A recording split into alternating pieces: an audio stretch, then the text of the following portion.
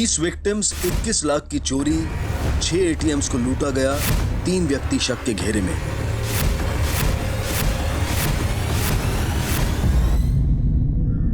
नमस्कार, आदाब। Crime petrol city crimes अध्याय के आज के एपिसोड में आप सबका स्वागत है। अक्सर बड़े शहरों का तेजी से भागता जीवन कम और संघर्ष ज्यादा प्रतीत होता है। क्लेश और कलह से भरी ये जिंदगी मानो एक तनख्वाह से अगली तनख्वाह तक का एक सफर बनकर रह गई। एक वक्त था जब हमसे हमारे खर्चे थे, लेकिन आज हमारे खर्चों से हम हैं। नतीजा, अचानक आया कोई नया खर्चा, पैसों का चोरी हो जाना या खो जाना एक एक पाई पर टिकी हमारी जिंदगी को हिलाकर रख देता है। आधुनिक जीवन ने हमें कई सारी सुविधाएं दे रखी हैं, लेकिन अगर सावधानी ना बरती जाए तो यही सुविधाएं तनाव का कारण भी बन सकती हैं।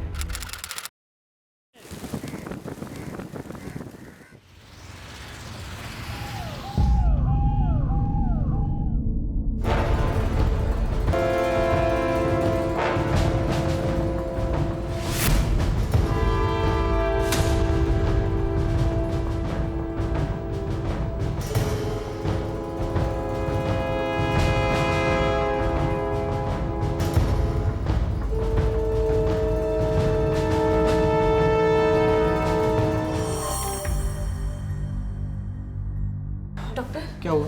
अभी के लिए थिंग्स आर अंडर कंट्रोल, पर जितनी जल्दी हो सके ऑपरेट करना होगा। हाँ मैम, ऑपरेट कर दीजिए।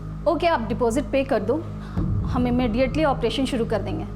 कितना करना पड़ेगा? अभी के लिए एडवांस 50,000 डिपॉजिट करा दीजिए। 50,000? एवढे पैसे कुठून आले? तू काळजी नको, मी करतो काहीतरी, और कुछ भी लगा तो मुझे फ़ोन कर, ठीक है? चिंता मत कर, मैं करता हूँ, काळजी नको, मी आलो। सांभाळ।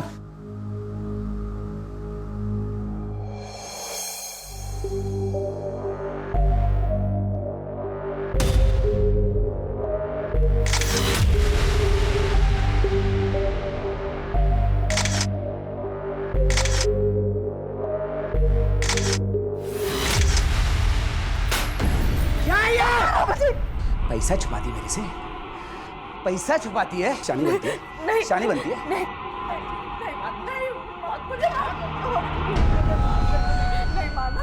अबू प्लीज जाने दो ना अम्मी को। क्या हुआ? सारा पैसा जमा करके ऐश करेगी तू अकेले मेरे से? अरे छोड़ ना, वो लोग का रोज का लफड़ा है। चल ना, तू चल यहाँ से, आजा।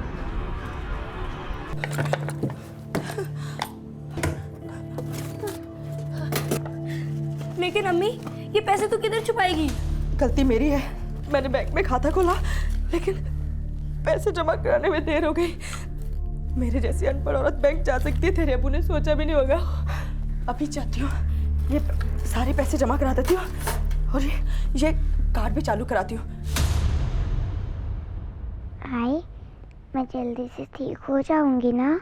हाँ बेटा, तुम जल्दी ठीक हो जाओगे। यहाँ के जो डॉक्टर है ना, बेस्ट हार्ट डॉक्टर है। आई, मैं पार्क में खेलने जा पाऊंगी ना?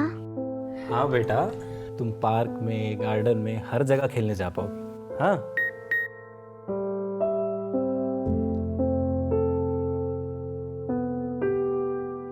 आरती, पैसे डिपॉजिट हो गए।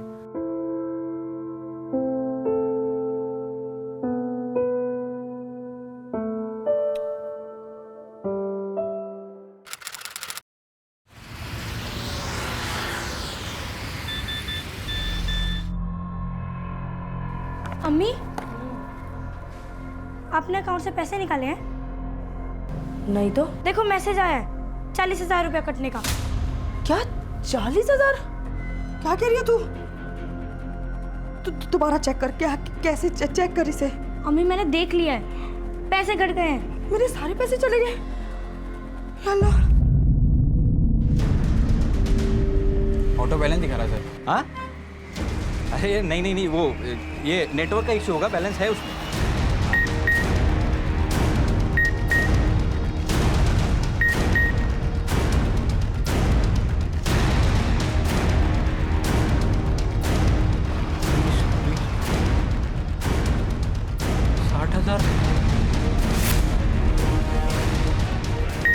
अरे पैसे कट गए मेरे।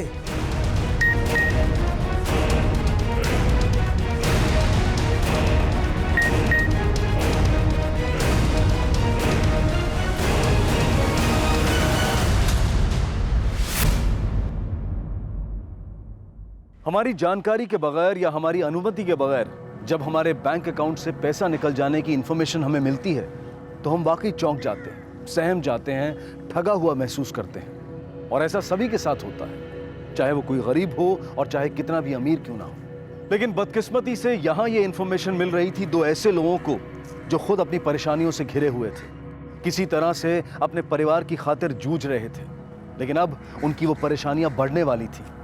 उनके साथ हो रहे कुटिल खिलवाड़ की उन्हें कोई खबर नहीं थी। लेकिन खाता पूरा खाली है सर। वो तो मुझे सिस्टम में दिख रहा है, लेकिन इसमें हमारा कोई फॉल्ट नहीं। आपने किसी को पासवर्ड दिया है क्या? लिफाफा दिया होगा या कार्ड दिया होगा? देखिए, इसमें बैंक कुछ नहीं कर सकते। फिर वही बात, मैं आपको बोल रही हूँ, मैंने किसी को कोई कार्ड नहीं दिया, कोई लिफाफा नहीं दिया, कुछ नहीं बताया किसी को। खाता आपके बैंक में है, आपकी जिम्मेदारी है ये। सर देखिए, आप मेरी बात समझ नहीं रहे। मेरी बच्ची अस्पताल में, वो पैसे मेरे लिए बहुत इंपॉर्टेंट है। ऐसे कैसे कट हो सकते हैं पैसे अकाउंट से? मिस्टर राणे, देखिए, पैसे ऐसे ही नहीं निकलते। सिस्टम चेक किया हमने, सिस्टम का कोई फॉल्ट नहीं है। इसका फॉल्ट है ये। किसी ने निकाले हैं ये पैसे आपके अकाउंट से। क्या? पुलिस का मैटर है ये। अब देखिए, अगर आपको कंप्लेन लिखाना है तो पुलिस में जाइए आप। सर मेरे अकाउंट से पैसे कट गए, पता ही नहीं चला सर। ये देखिए, मैसेज भी आया सर, देखिए। चलिए प्लीज सर कंप्लेंट लिखिए सर। हाँ, मैं पूरा दिन मेरे काम पे ही थी और कार्ड भी मेरे पास ही था, तो ऐसे कैसे मेरे अकाउंट से पैसे कट सकते हैं? मेरे साथ भी ऐसे ही हुआ है मैम, मेरे अकाउंट से भी पैसे कटे हैं। आपने किसी को दिया एटीएम कार्ड? किसी को नहीं दिया सर। एटीएम तो मेरे पास है मैम, और मेरे पैसे निकल गए अकाउंट से। मैं क्या करूं मैम? सर मेरे घर पे कमाने वाला कोई नहीं है सर। 60,000 रुपए कट गए हैं सर, इकलौता बेटा हूं।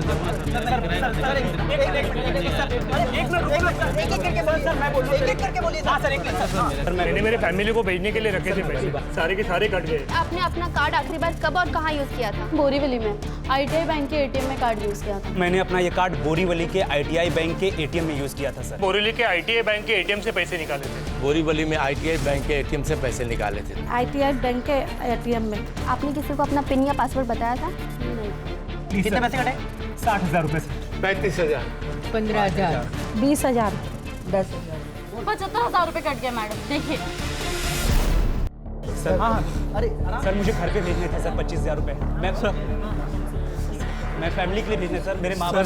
सर मेरे पैसे कट गए सर। कितना कट हुआ है? 60,000 कट गए सर। सर मेरे 20,000 हुए। सर मुझे भी कंप्लेंट लिखानी थी सर। हाँ रुको, थोड़ा इनका होने दो। सर मेरी बच्ची हॉस्पिटल में है सर, प्लीज सर, प्लीज मेरे पैसे वापस दिला दो सर।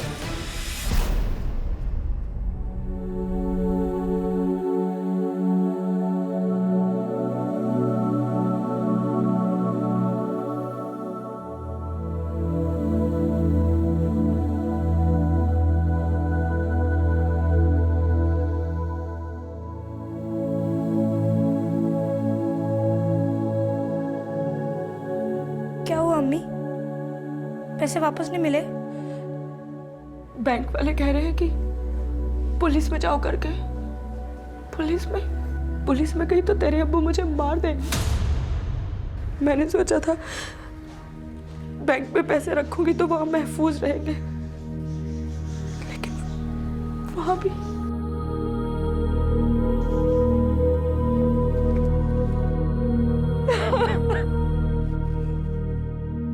रो मत अम्मी।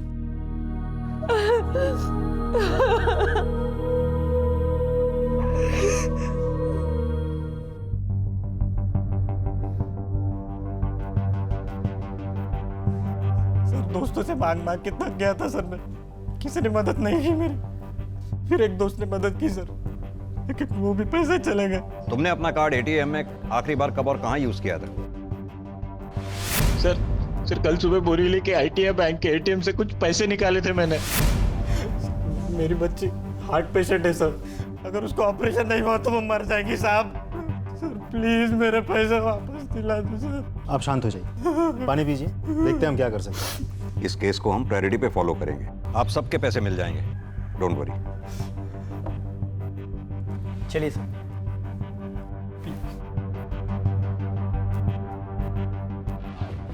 सर हैकर वैकर का चक्कर लगता है। देशमुख या फिर कोई बैंक से कनेक्टेड है जो अंदर बैठकर सारी इंफॉर्मेशन बाहर लीक कर रहा है। एक बार मोडस ऑपरेंडी का पता चल जाए तो कल्प्रेट को पकड़ना आसान हो जाएगा। एक काम करो, कुल कितने पैसे गए, किस किस के पैसे गए, किस किस ATM से विड्रॉ हुए, सबकी एक लिस्ट बना। सर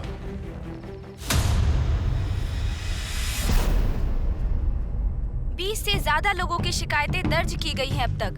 कुल 21 लाख रुपए गायब होने की संभावनाएं सामने नजर आ रही हैं। इस बीच पुलिस अधिकारी बारीकी से मामले की तफ्तीश कर रहे हैं। जैसा कि आपने अभी अभी देखा, पुलिस ने और लोगों से अनुरोध किया है कि किसी के साथ ऐसा कुछ हुआ हो तो वो सामने आकर रिपोर्ट दर्ज करवाएं।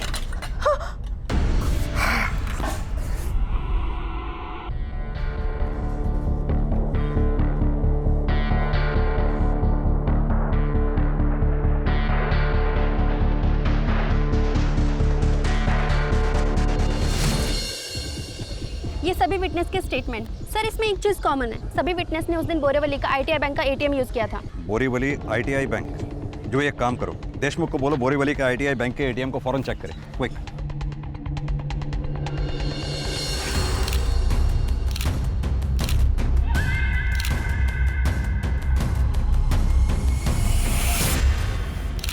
सर यहाँ मेरी ड्यूटी सुबह 8 से रात के 8 बजे तक है, उसके बाद शिफ्ट खत्म।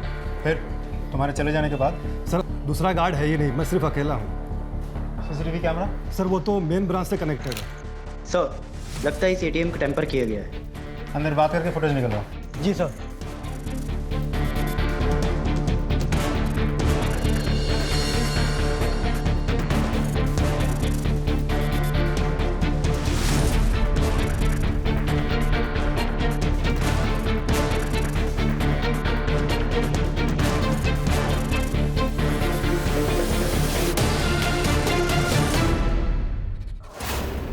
और 8 बजे के बाद का क्या?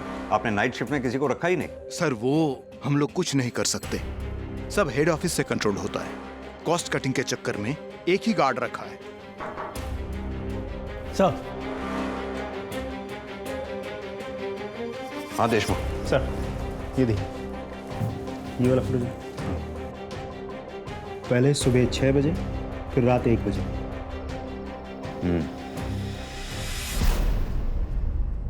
ये देखिए, ये लेटेस्ट मॉडल है और ये बेस्ट फोन है। इनफैक्ट मैं खुद ये फोन खरीदने वाली हूँ। इसका कैमरा डुअल लेंसेज और बहुत अमेजिंग है। इसमें पोर्ट्रेट मोड भी है। बहुत ही अच्छा फोन है, आई एम श्योर आपको पसंद आएगा।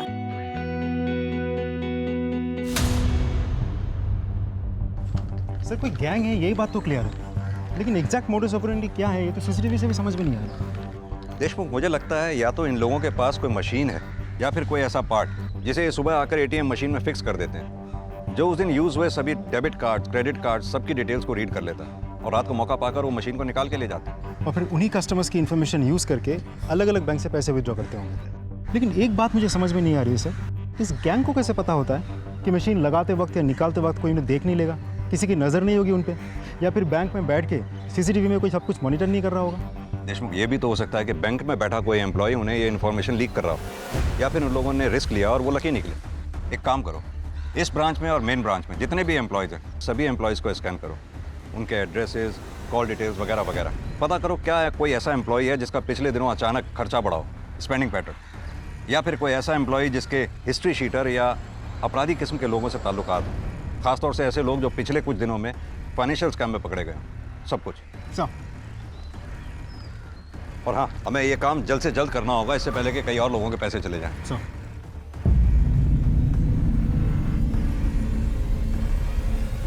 देखो जरा।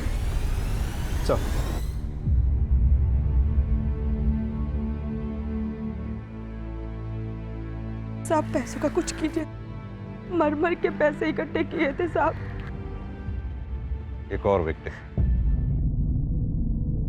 ये दवाई और लगेगी। और वो पिछली बार लेके आया था, वो तो खत्म हो गई। आपने पैसे डिपॉजिट किए ऑपरेशन के लिए? जल्दी करिए, कंडीशन बहुत खराब है। ऑपरेशन नहीं किया तो प्रॉब्लम हो जाएगी। नहीं, मैं कोशिश कर रहा हूँ। एक फाइनेंशियल एड फैसिलिटी है, हर हॉस्पिटल में होती है, हमारा हॉस्पिटल भी देता है। आप उनसे बात करके देखो ना। जी थैंक यू। मतलब बेसिकली आपको ऑपरेशन का 30% पैसा जमा करना होगा, बाकी का पैसा आपको हॉस्पिटल लोन में देगा। सर हमारे पास पैसे होते तो हम यहाँ नहीं आते।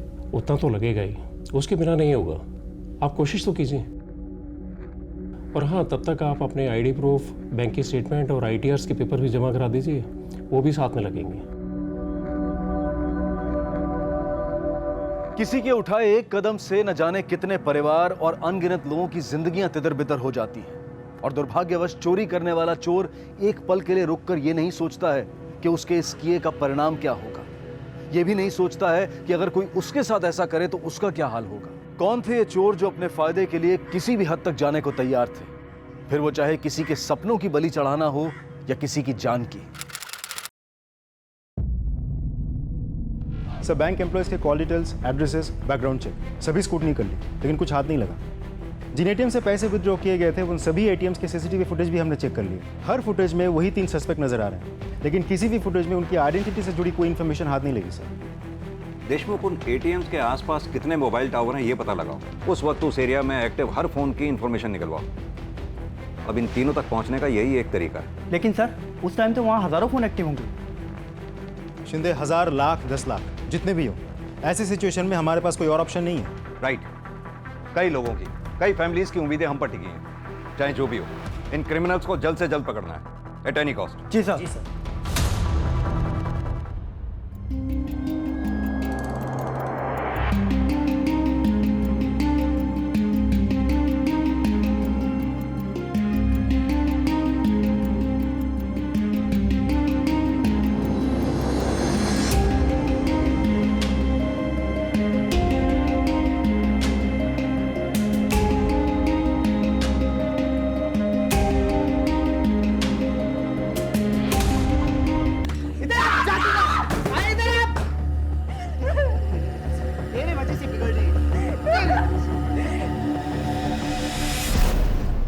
क्या है, दिखता नहीं क्या? समीर, बच्ची है यार, रिलैक्स। आसमा, क्या हुआ? चलो यार, मुझे लेट हो रहा है, मैं निकलती हूँ। तन्वी, तुम घर जाओ, मैं सना को छोड़ के आता हूँ। ठीक है, तू चुप हो जा, मेरे से चुप। क्या हुआ?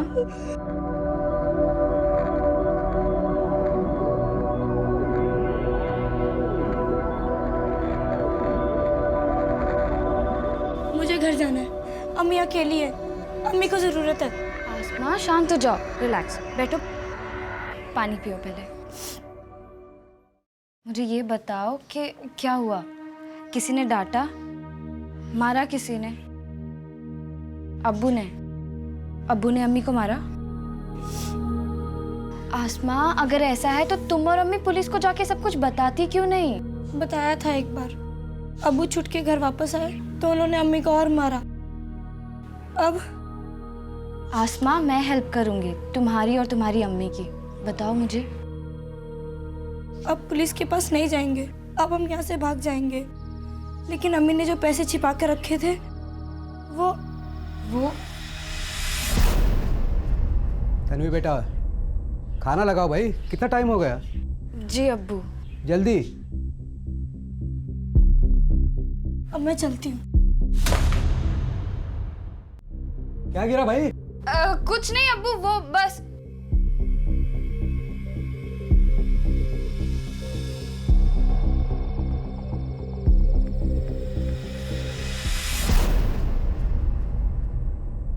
आहो, वो मनु की सांसें फिर से रुकी है। अरे तो डॉक्टरला बोलो ना, डॉक्टर कुठे है? डॉक्टर अंदर है, लेकिन वो बोल रहे हैं कि पैसों के बिना वो ऑपरेशन नहीं करेंगे।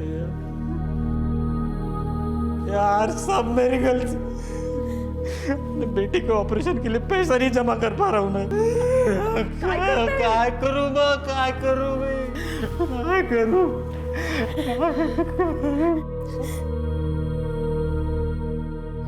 एक मिनट,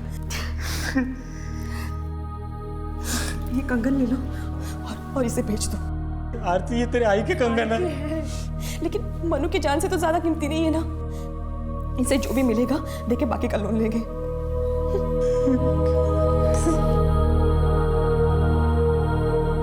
शरत, आरती और उन जैसे कई पीड़ितों की स्थिति वाकई में दुखदाई थी। किसी तरह से उनकी बेटी मानसी का ऑपरेशन किया गया, लेकिन उनकी परेशानियां फिर भी बरकरार थी। इलाज के लिए गए कर्जे ने उनका जीना दूभर कर दिया था। वहीं दूसरी तरफ मायूस जिंदगी और बेरहम हिंसक पति से बचकर अपनी बेटी अस्मा के साथ कहीं दूर भाग जाने की जोया की योजना दिन ब दिन नाकामयाब नजर आ रही थी। इधर पुलिस अब भी अपनी कोशिशों में लगी हुई थी। उनके सामने कुछ 5 लाख फोन नंबरों में से अपराधियों के 3 फोन नंबर्स को ढूंढ निकालने जैसा विशाल का लक्ष्य था। बदकिस्मती से समय निकलता जा रहा था। पीड़ितों की परेशानियां बढ़ रही थीं और साथ ही बढ़ रहा था चोरों का हौसला।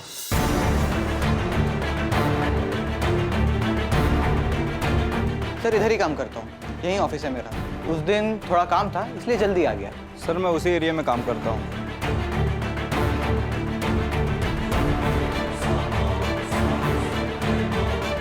Hello. Hello, good morning. Good morning. मैं लेट तो नहीं हुई? नहीं नहीं बिल्कुल नहीं। चेक ये करना है टू। अरे गोल्ड रिंग, वाह, बर्थडे? नहीं, क्या बात है तन्वी, लॉटरी लगी है क्या? कभी नए कपड़े, कभी नई रिंग। कुछ भी। अरे ये पुलिस में क्या कर रही है?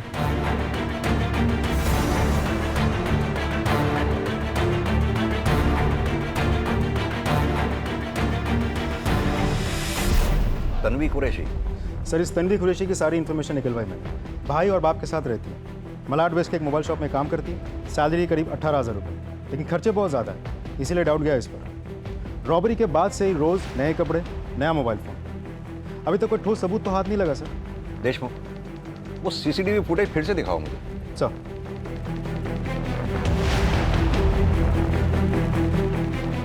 ये देखिए सर, कदकाठी तो बिल्कुल वैसी ही हो भी सकती है। एक पॉज करना, थोड़ा पीछे लेना, ये जूम करो। ये लड़की जिस फोन पे बात कर रही है ये कुछ पुराने मॉडल का नहीं लगता? ऐसे मॉडल आजकल दिखाई नहीं देते। पता करो इस तरह के फोन कहाँ बिकते हैं, ट्रैक डाउन करो, खासकर इस एरिया में। बताइए, हम लोग को बात करने दीजिए ना। मैम हमें हमारा पैसा दिला दीजिए, और कुछ नहीं चाहिए हमें कुछ नहीं चाहिए, हमको हमारा पैसा चाहिए। अरे कसम से आप भी कैसे, हम लोग को बात का हमें हमारा पैसा चाहिए। रजिस्टर है, सबको मिल जाएगा। आप लोग सर आपने बोला था कुछ हो जाएगा सर, मैम ऐसे नहीं होता ना। एक मिनट शांत हो जाइए आप लोग, शांत हो जाइए प्लीज। हम आपका ही केस फॉलो कर रहे हैं, पुलिस अपना काम कर रही है, थोड़ा समय दीजिए, देखते हैं हम क्या कर पाते हैं। And please cooperate with us. Sir लेकिन कब तक मिलेंगे हमारे पैसे सर? लोगों से कर्जा लेके फंस चुके हैं हम लोग। Sir please, I request you sir, please हमारा पैसा वापस दिला दीजिए। और सर वो बैंक वाले बोलते हैं इंश्योरेंस से पैसे मिल जाएंगे, लेकिन अभी तक कुछ नहीं हुआ, ना कुछ होता दिखाई दे रहा है सर। हम लोग तंग आ चुके हैं, हमें बस हमारा पैसा दिला दीजिए और कुछ नहीं चाहिए। शांत तो हो जाइए। आप लोगों के ऊपर क्या गुजर रही है हमें खबर है इस चीज की, लेकिन पुलिस भी हाथ पे हाथ रख के तो नहीं बैठी ना।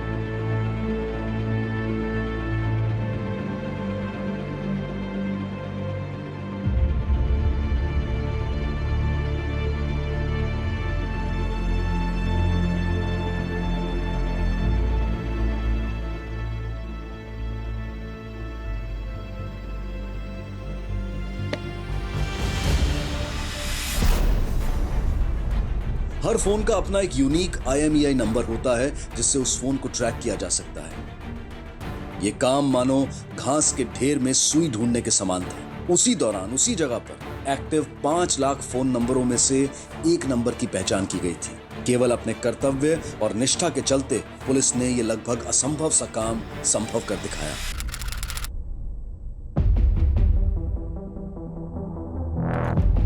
सर इंटरनेट के जरिए मैंने कुछ लोकल सेलर से पूछताछ की। उस मोबाइल का पर्टिकुलर मॉडल तो आउट ऑफ सर्कुलेशन है, लेकिन कांदिवली लिस्ट में एक जगह है, कुछ सेलर्स है जो पुराने हैंडसेट बेचते हैं, लेकिन उनमें से किसी ने भी ये मोबाइल नहीं बेचा सर। सर वो बुरखी वाली लड़की जिस फ़ोन पे बात कर रही थी उसका IMEI नंबर हमने ऑब्टेन कर लिया है। Good job Shinde. Thank you sir. जब उसने फ़ोन पे बात की तो उसकी टाइमिंग और लोकेशन को मैच करके हमने नंबर निकाल लिया। Very good sir. अब इस IMEI नंबर पकड़ के हम उस दुकान तक पहुंच सकते हैं जहाँ से ये मोबाइल बेचा गया था। Great, get it as soon as possible. Sir हाँ सर, एक नहीं 3 मॉडल बेचे थे ये। एक आदमी आया था जिसको पुराने मॉडल चाहिए थे। उसकी शक्ल वगैरह याद है? ठीक से तो याद नहीं सर, लेकिन बता सकता हूँ नॉर्मल हाइट का था और 30 के आसपास, मतलब 35 के अंदर समथिंग। शक्ल याद नहीं है, लेकिन 3 फ़ोन बेचा था वो याद है। वो तो सर कंपनी ने एक्चुअली मॉडल बनाना बंद कर दिया था और मैंने बोला भी था उसको वो मॉडल लो जो मार्केट में चल रहा है। वरना पार्ट्स नहीं मिलते सर। उसमें मेरा भी थोड़ा सा फ़ायदा था कि मेरा पुराना स्टॉक निकल रहा था। बायर के डिटेल्स वगैरह? हाँ सर, 6 महीने पहले तक की डिटेल रखता हूँ मैं। 1 मिनट। सर सीसीटीवी नहीं। शिंदे इतने लकी तो हम हो नहीं सकते कि हमें सीसीटीवी फुटेज भी मिल जाए। एकदम लकी हैं सर आप, मिल गया डिटेल। ये बायर का नाम, यही डिटेल देकर उसने सिम कार्ड खरीदा था। Thank you.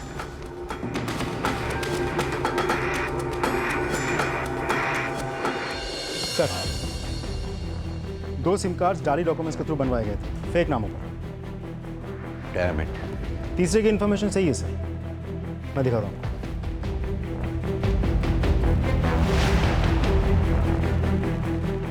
ये देखिए सर, ये तीसरा सिम किसी इजरायली औरत के नाम पर लिया गया है, अडीना डेविड। Israeli lady?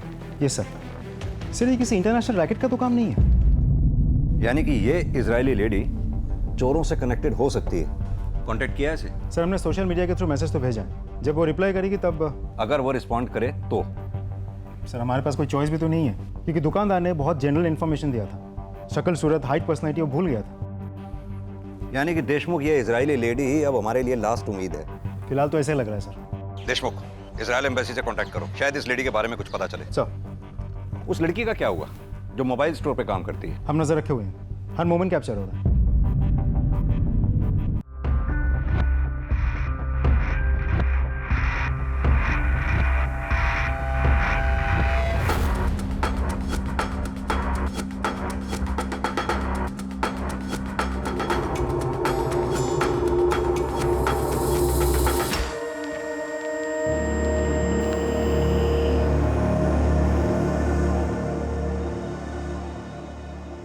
और कोई चारा नहीं अज़मा, दर्द होगा लेकिन इतना नहीं जितना तेरे अब्बू के पीटने से होता है। जैसे तैसे करके वो पैसे इकट्ठा किए थे, तेरे अब्बू से छुपाए। फिर से नहीं होगा अज़मा, फिर से नहीं होगा। वैसे भी एक न एक दिन तेरे अब्बू ने हमारी जान तो ले ही ले ली। मैं नहीं चाहती कि मुझे कुछ हो और तू अकेली रह जाए। मुझे नहीं पता मेरे मरने के बाद वो आदमी तेरे साथ क्या करेगा। तू नहीं समझती अज़मा, तेरी खातिर बोल रही हूँ अज़मा, तेरी खातिर बोल रही हूँ।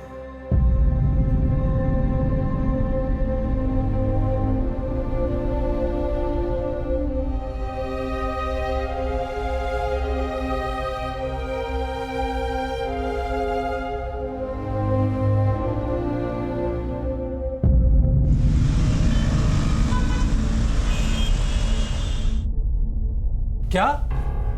और नहीं तो क्या? अरे नुक्कड़ पे ही तो था मैं, अपनी आंखों से देखा मैंने। क्या हुआ अब्बू? क्या हुआ भाईजान? अरे एम्बुलेंस आई है, वो करीम की बीवी और बेटी खुदकुशी करने की कोशिश की दोनों ने। क्या? हाँ। चलो अब्बू।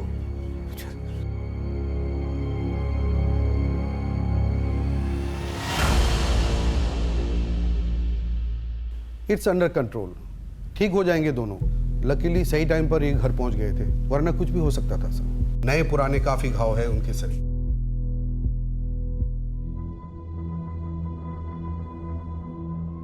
लेकिन इस बार तुम्हें डरने की जरूरत नहीं है, तुम और तुम्हारी बेटी, तुम दोनों ही सेफ हो। क्यों? सेफ रहेंगे ना दोनों? नजर रहेगी हमारी, कुछ गलत नहीं होना चाहिए। बिल्कुल सर, सेफ रहेंगे सर।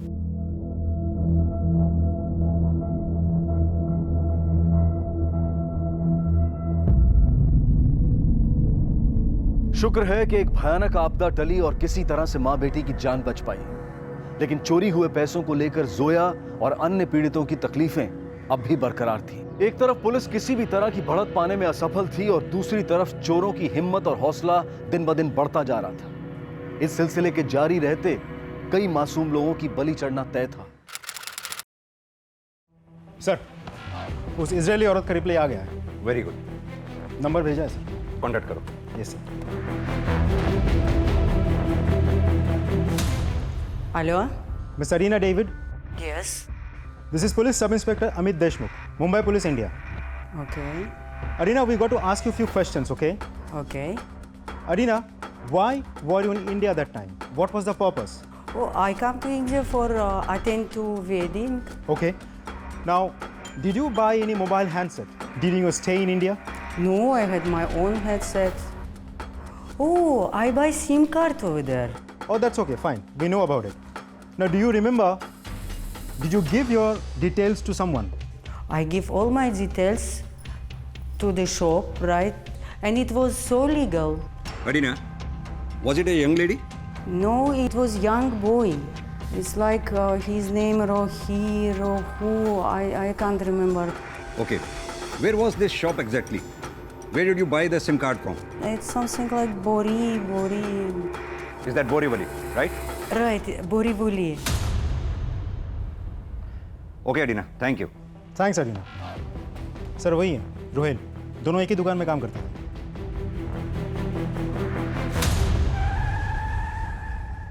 तन्वी कुरैशी और रोहेल शेख कहाँ है दोनों? सर तन्वी तो आज छुट्टी पे है और रोहेल आज काम पे नहीं आया. बोल रहा था तबीयत खराब है. एड्रेस दो. Okay sir. शिंदे तन्वी पे कौन नजर रख रहा है? कांस्टेबल कामले सर. फोन लगाओ.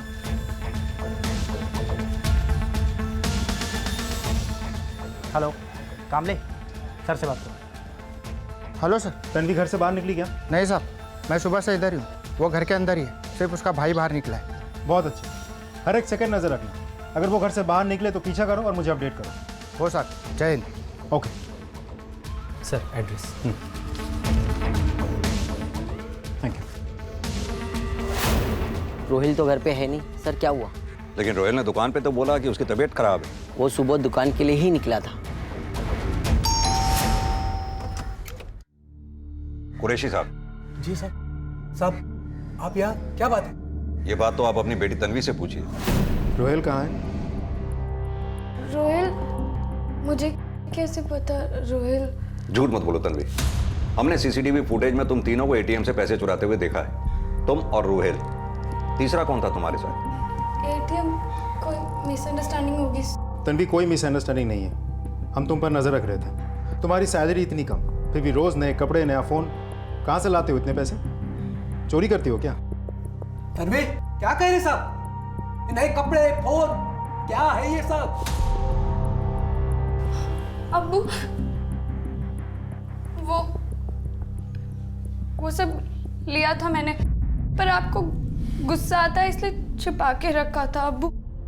लेकिन अब्बू यकीन मानिए, ये सब खरीदने के लिए पैसे भाई ने ही दिए थे और भाई ने कहा था कि आपसे छिपा कर रखने को, वरना आप भाई को काम करने से रोकते.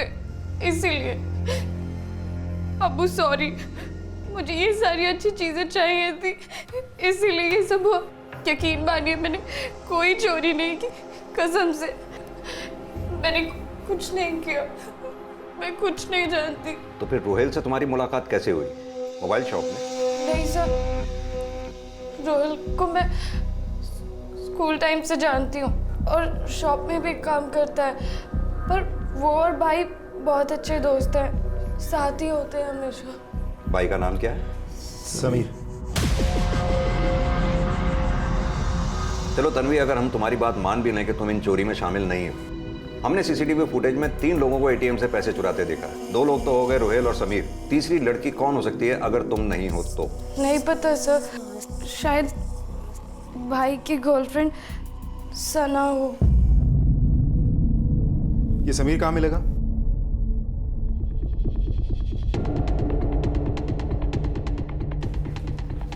यही एटीएम को टारगेट करते हैं, क्या कहते हो? और सीसीटीवी का हम कुछ नहीं कर सकते. लास्ट टाइम की तरह रिस्क लेना पड़ेगा.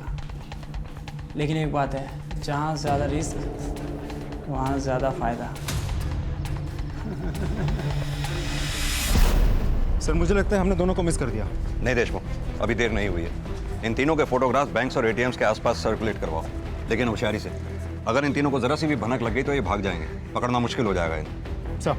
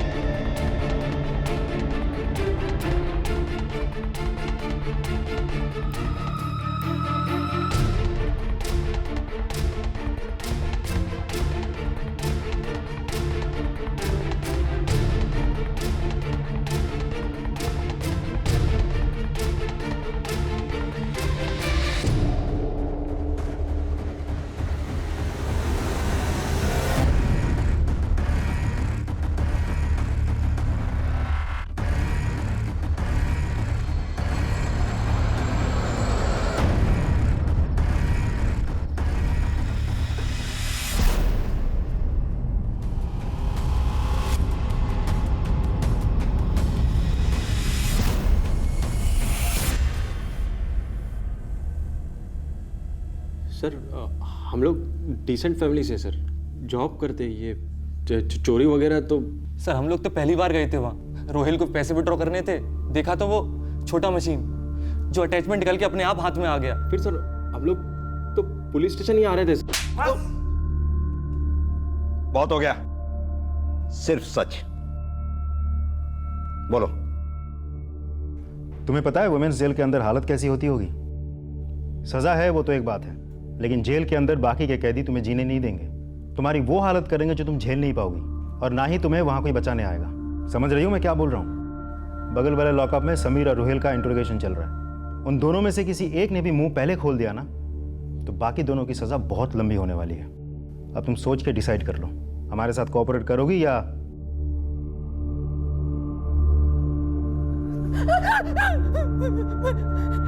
21 लाख निकाला था हम लोगों ने सर।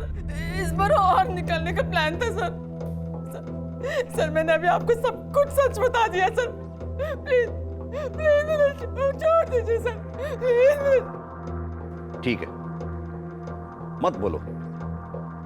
शिंदे, जूही से कहो कि सना की इतनी खाल उधेड़े कि वो अपने आप ही। जी सर। नहीं सर, सर प्लीज सर, सना को छोड़ दो सर, चोरी हमने की। चुप चुप।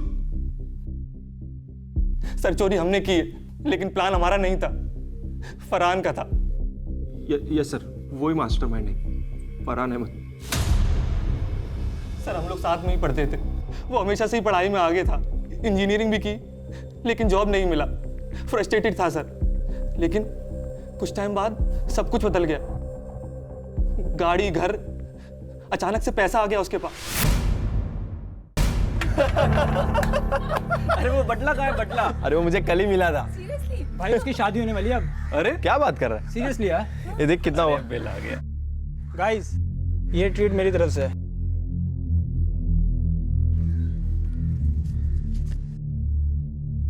क्या बॉस, कोई लॉटरी लगी है क्या? समझ ले, लग गई है लॉटरी। मजाक मत कर, सच बता। तुम लोगों की भी लग सकती है।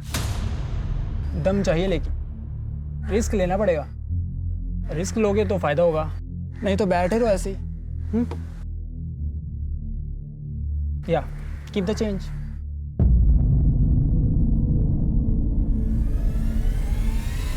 सर चोरी की हमने। हम लोग सुबह सिक्योरिटी के आने से पहले ही आईटीआई बैंक के उस एटीएम में जाकर ये स्किमर और एक छोटा सा कैमरा इंस्टॉल कर देते थे। स्किमर उस एटीएम में इस्तेमाल हुए हर कार्ड का डेटा चुरा लेता और कैमरा लोगों के टाइप किए पासवर्ड को रिकॉर्ड कर लेता था। फिर हम रात को सिक्योरिटी के जाने के बाद आकर अपना स्किमर और कैमरा ले जाते थे। उसमें रिकॉर्डेड डेटा से हम डुप्लीकेट्स कार्ड बनवाते और फिर उन्हीं कार्ड्स के जरिए अलग अलग एटीएम में जाकर पैसे निकालते थे। लेकिन प्लान हमारा नहीं था सर, प्लान फरहान का था। Good job. अब चोरी किया डाटा डाउनलोड करना है और नए कार्ड्स बनवाने हैं और फिर नोटों की छपाई। दूसरों की जिंदगियां बर्बाद करके गाड़ी और फ्लैट खरीदोगे? जिनके पैसे लूटे उनके बारे में कभी सोचा? कितनी दिक्कतें आई होंगी उन्हें। किसी का बच्चा अस्पताल में, किसी के माँ बाप गरीबी की जिंदगी जी रहे, किसी की सारी सेविंग लूट गई। सोचा कभी उनके बारे में? सर फरहान अहमद का कुछ पता नहीं चल रहा है, कहाँ गायब हो गया वो? ये स्किमर्स वगैरह अरेंज करना, इतनी प्लानिंग करना कोई आसान काम नहीं है। ये कोई छोटा मोटा क्रिमिनल नहीं, पहुंचा हुआ क्रिमिनल होगा। ये रोहिल, समीर, सना उसके प्यादे हैं। असली रैकेट काफी बड़ा है। चलो सब। पुलिस का मानना बिल्कुल सही था। इस सारे रैकेट का सरगना फरहान अहमद आज भी फरार है, आजाद घूम रहा है। सूत्रों के अनुसार वो कहीं विदेश में छिपा हुआ है और ये केस अब भी अदालत में जारी है। इस बीच इस केस के शिकार पीड़ितों को अपने खोए हुए पैसे बैंक में जमा राशि पर मौजूद बीमे के कारण धीरे धीरे वापस मिले और आखिरकार जोया अपनी बेटी समेत अपने क्रूर पति से अलग होने की हिम्मत जुटा पाई। मैं ना अपना काम खत्म करके तुम्हें लेने आऊंगी, ठीक है? अच्छे से जाना। पुलिस के हस्तक्षेप के कारण जोया और अस्मा आज एक सुरक्षित जीवन जी रहे हैं। बाय। उन्हें मजबूर होकर शहर छोड़कर नहीं भागना पड़ा। शरत और आरती अपने बीते हुए कठिन वक्त को पीछे छोड़कर अपनी बेटी के साथ एक सुखमय जीवन व्यतीत कर रहे हैं। अपराधियों ने काफी होशियारी से एक पेचीदा प्लान बनाया और उसे बखूबी अंजाम भी दिया, लेकिन एक सत्य को नजरअंदाज कर बैठे जो कि अमिट है, अविवादित है, अजय है कि न्याय और अन्याय की जंग में जीत हमेशा न्याय की होती है। अपराध कानून को नहीं बल्कि आखिर में खुद अपराधी को ही खत्म कर देता है। बहरहाल सावधानी बरतना हम सबकी जिम्मेदारी है और अपराध को मिटाना सिर्फ कानून व्यवस्था का ही नहीं बल्कि हमारा भी उत्तरदायित्व है। इन अपराधियों के इरादों को नाकाम करना हमारी जिम्मेदारी भी है। अपने क्रेडिट कार्ड या डेबिट कार्ड का इस्तेमाल करते समय कुछ सावधानियां बरतनी बेहद जरूरी है। एटीएम के आसपास नजर घुमाएं। अगर उसके पास रोशनी ना हो, उसकी रखवाली करने के लिए कोई गार्ड तैनात ना हो या फिर एटीएम किसी सुनसान जगह पर हो तो उसका इस्तेमाल ना ही करें तो बेहतर है। कभी कभी एटीएम में कीपैड के ऊपर या उसके आसपास एक छोटा सा कैमरा छिपाया जाता है जो आपके द्वारा डायल किए गए पासवर्ड या पिन नंबर को रिकॉर्ड कर लेता है। इसलिए हमेशा पासवर्ड या पिन का इस्तेमाल करते समय अपने दूसरे हाथ से उंगलियों को और कीपैड को ढक लें। इस एपिसोड में दिखाई गई सावधानियों को ना भूलें और उन्हें अपनी रोजमर्रा की जिंदगी में लागू करें ताकि फिर से कोई इस तरह के अपराध का शिकार न बन पाए। इसी विचार के साथ अब मैं अनूप सोनी आपसे विदा लेता हूं। फिर मुलाकात होगी अगले एपिसोड में एक और चौंका देने वाले केस के साथ। तब तक अपना और अपने परिवार का ख्याल रखें और देखते रहें क्राइम पेट्रोल सिटी क्राइम्स। सबक एक को, सीख हम सबको। जय हिंद।